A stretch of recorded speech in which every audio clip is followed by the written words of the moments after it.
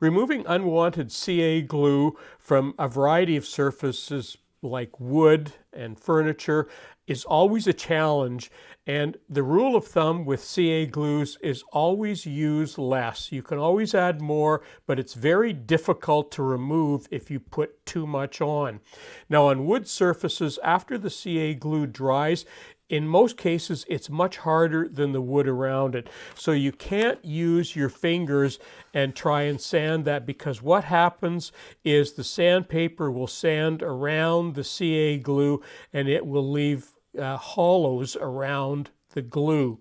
The best thing to do if you're going to try sanding is to make sure you have a good hard wooden surface that your sandpaper is sitting on, so that it actually is touching and grinding the CA glue down.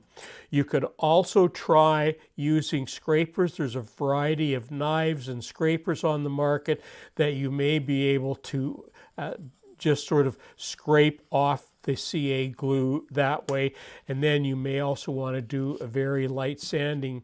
But the best thing to start off with is use your CA glue sparingly, and that way you'll have little worry about how to get rid of excess glue.